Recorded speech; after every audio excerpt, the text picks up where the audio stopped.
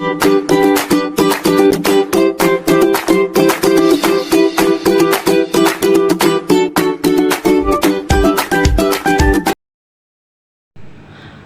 صل وسلم وبارك على سيدنا محمد وعلى اهله واصحابه اجمعين. يا مساء الخير على كل متابعيني في كل مكان، مساء الهنا والسعاده عليكم.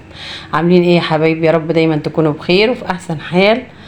النهارده بقى هنعمل مع بعض كده هنعمل فتة البدنجان.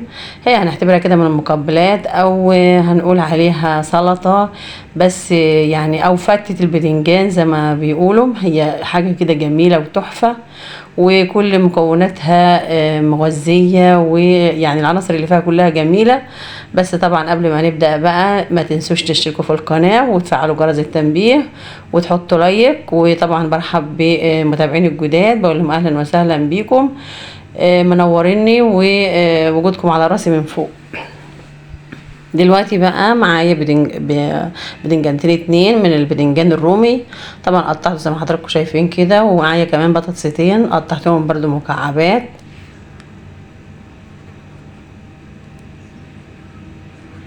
طبعا بحط بقى البدنجان في المصفى وبرش عليه ملح علشان طبعا ينزل المية بتاعته كلها عشان ما يشربش معايا زيت. وطبعا زي ما في اول الفيديو كده معايا 5-6 رغيفة من العيش. طبعا العيش ده برضو هقطعه برضو مكعبات، لان هي طبعا فتة، هنعملها نفس الفتة بالظبط. انا كده بقى برش ملح اهوت وبسيبه بقى البدنجان بتاعنا يتنقح كده وينزل ميته. والبطاطس طبعا شطفتها بعد ما قطعتها كده، شطفتها. ده دلوقتي بقى معايا العيش اهوت، العيش الشامي او العيش الابيض. بجيبه بقى وبقطعه كده بالمقص قطع صغيره مربعه كده. اهو بقول لكم ان انا قطعته بالمقص. طبعا انا زي ما قلت لكم ان انا اللي بصور نفسي، ف انا اللي بعمل يعني ايد بتصور وايد بتشتغل معاكم. طبعا دلوقتي انا جهزت البدنجان وجهزت كل حاجه اهوت. هاخد بقى اول حاجه هاخد البطاطس بتاعتنا الاول في الزيت. طبعا البدنجان نزل ميته. دلوقتي بقى معايا طاسه فيها زيت او حله فيها زيت.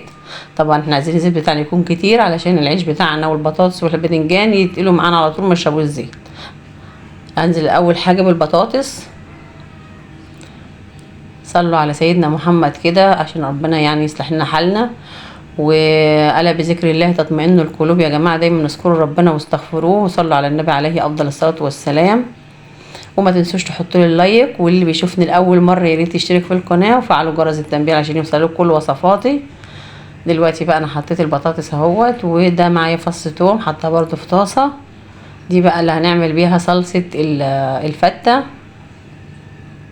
هي نفس الفتة اللي احنا بنعملها على زي فتة الرز واللحمة، هي نفسها برضو هنعملها، بس دي تبقى بالبدنجان والعيش ومع حاجات تانية برضو. بس انتوا تابعوا معايا في الفيديو وان شاء الله هتشوفوها تعجبكم جدا. يعني هنقول انها من المقبلات اللذيذة جدا.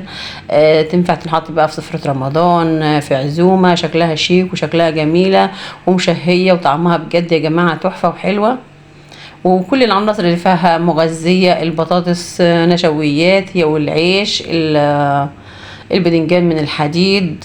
فيها كمان حمص الشام، فيها زبادي، يعني كلها العناصر بتاعتها عناصر مغذية وجميلة. دلوقتي انا خلاص كده حمرت البطاطس.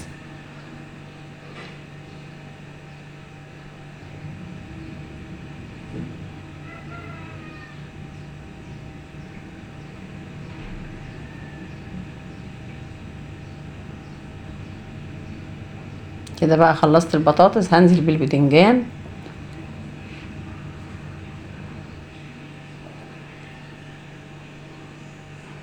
طبعا البدنجان عشان حطينا عليه ملح ونزل ميته فمش هيشرب زيت خالص وهيبقى معانا جميل. والصلصه بتاعتنا خلاص اتسبكت اهي. صلصتنا لازم أن تكون تقيله ما تكونش خفيفه، زي ما قلت لكم بالظبط كده. زي الفته باللحمه هنعملها برضو نفس الخطوات بالظبط.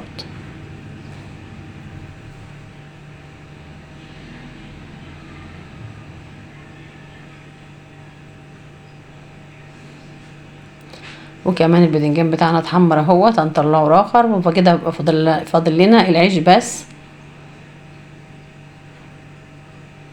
طبعا الحمص انا كنت مسوياه يعني وحطها عندي في الفريزر، فطلعته وسبته فاكي كده وعملته. طبعا انت ممكن تجيبي كوبايه حمص وتنقعيها وتسلقيها وتعمليها معاه. ده العيش بقى، هنزل بالعيش كله، حمر العيش وعيشنا كده بقى. كل حاجه دلوقتي جاهزه، العيش اتحمر والصلصه جهزت، وزي ما قلت لكم كده معانا الحمص اهوت والبطاطس والبدنجان. ده كده مقادير، كلها مقادير الفتة بتاعتنا. هنركن الحاجات دي كلها بقى على جنب، وهنحضر الصوص الزبادي او نقول سلطة الزبادي. ده طبعا الخضرة اللي انا هزين بيها الصينية بتاعتنا. معايا بقى طحينة، معايا 3 علب من الزبادي. هفضي الزبادي على الطحينة.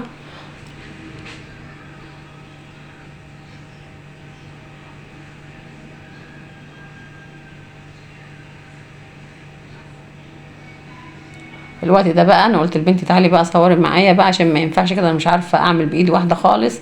فقلت لها تعالي بقى ايه امسكي لي الكاميرا. دلوقتي انا فضيت الزبادي وحطيت عليهم توم، معلقه توم مهروس. هنزل بقى بعصير ليمون، وده هتبقى الصوص بتاعنا الابيض، او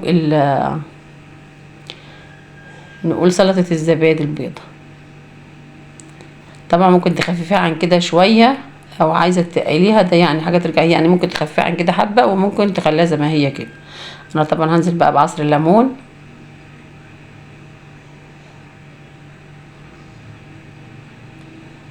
طبعا الحر اللي احنا فيه ده مش عايز لا تقليات ولا مسبكات ولا حاجه، ده عايز حاجات كلها الخفيفه الحلوه، لان بجد الجو فظيع خالص. ربنا يرحمنا يا رب.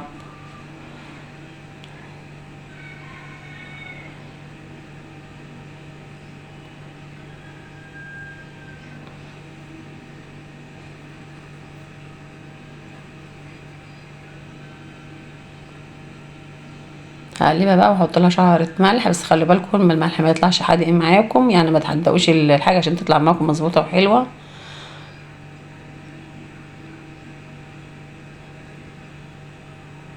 كده خلاص الزبادي بتاعت سلطه الزبادي بتاعتنا جهزت، او سلطه الطحينه او زي ما تسموها يعني.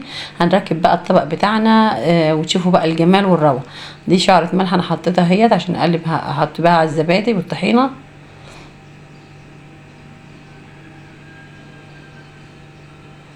هنجيب بقى القالب بتاعنا اللي هنحط فيه الصينيه بتاعتنا الحلوه دي. هننزل بقى بالعيش، وهنخلي شويه عيش كده من العيش المحمر ده على جنب، عشان هنزين بيه الصينيه بتاعتنا. عايزه اقول لكم صينيه تحفه جميله شهيه، منظرها بس تحفه لوحده، يعني بجد كده. يعني بقول لك العين هي اللي بتاكل قبل البق، بجد طعمها يا جماعه تحفه. دلوقتي نزلت بقى بمكعبات البطاطس المتحمره. هننزل بالحمص والبدنجان، يعني هي بتبقى طبقات كده فوق بعضها. طبعا الحاجات كلها مغذيه ولذيذه وحلوه. طبعا لو في عندك بقى كمان لحمه مفرومه تحطها معاها، هتديها طعم تاني خطير يا جماعه، هتديها طعم تاني لوحدها كده. بجد تحفه. دلوقتي بقى هنزل بالبدنجان.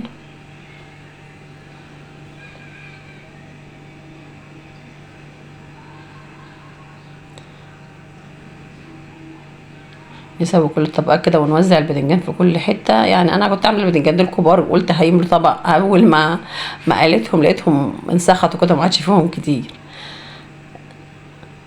بعد كده بقى هنزل بالصلصه بتاعتنا. طبعا هو كان المفروض فيه دقه بتنعمل زي دقه الكشري كده، اللي هي عباره عن ملح وفلفل ومعلقه ليمون بخل، تنحط في وسط الطبقات، بس انا نسيت احطها، فانا حطيتها جنب منها. ممكن انتوا ايه هتشوفوها دلوقتي برضو في الفيديو، ممكن بقى تاكلوها جنب منها يعني. كده بقى بعد ما نزلت بالصلصه ونزلت بسلطه الزبادي. طبعا انا الزبادي بتاعتي قلبتها فعملت الوان. بعد كده بقى معايا حزمه من الكزبره الخضراء، طبعا مقطعه كده بقى، دي اللي هزين بقى الصينيه بتاعتنا. وهنزل بقى بشويه كمان من العيش اللي انا محمصاه. انا دقها كده ومنعماه شويه عشان يدي منظر كده لصينيتنا الحلوه الجميله ديت.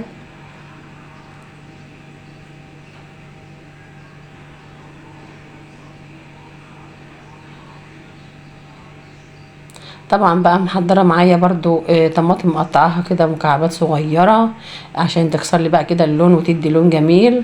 طبعا لو انت بقى عندك رمان ممكن تحطيه، انا عشان ما كانش عندي رمان حطيته بدل الرمان يبقى يعني يكسر اللون الاخضر، يبقى لون مختلف يعني، ويدي للصينيه بتاعتي منظر جميل. ده طبعا الدقه اللي انا قلت لكم عليها هي اللي هي بتبقى عباره عن فص ثوم معاه قرن فلفل حامي او بارد، وبتحط عليها بتدقيها، وبعد كده بتنزلي عليها بميه وخل وليمون وكزبره زي ما انتم شفتوا كده وكمون. ودي بقى كانت المفروض ان انا ارششها كده على بين الطبقات وبعضها، بس انا نسيت خلاص ان انا احطها، فقلت خلاص بقى ايه ناكلها كده بالمعلقه جنبها كده.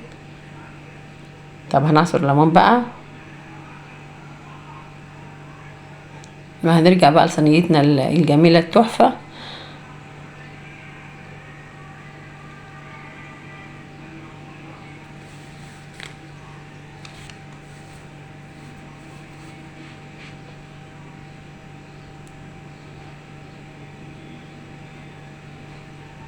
طبعا برضو بنتي بقى سابتني في الوقت ده، وانا برضو اللي اضطريت ان انا اعمل كده فاصور لوحدي برضو.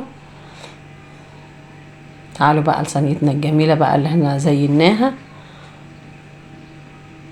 بس يا ريت بقى اللي بيشوفني لاول مره يشترك في القناه وفعلوا جرس التنبيه يا جماعه، ما تنسوش تحطوا لايك، بالله عليكم تحطوا لي لايك، وما تبخلوش عليا بكومنتاتكم، عايزه كومنتاتكم ورايكم كده، وتقولوا لي ايه رايكم في اللي انا عملته ده. طبعا انا بقى زي ما قلت لكم اهوت زينت بقى بالخضره وبالعيش المقرمش وبالطماطم. وطبعا المفروض كان يبقى عندي بتاع مكسرات اللي هو السوداني، وهحمره كده في معلقتين زبده واحطها على الوش، بس للاسف ما كانش عندي فاكتفيت ان انا اعملها بالمنظر ده. يعني كنت المفروض يبقى في حاجه كده في النص تدي، بس يعني بجد هي طعمها حلو وتحفه، ونعتبرها من السلطات او من المقبلات جنب الاكل كده، يعني هي جميله وحاجه حلوه ومغذيه. انا اسفه انك من عندي برد فتلاقي صوتي متغير شويه، فاتمنى لو عجبكم الفيديو تبخلش عليا بلايكاتكم ولا بكومنتاتكم. اشوفكم في فيديو جديد ووصفه جديده، والسلام عليكم ورحمه الله وبركاته.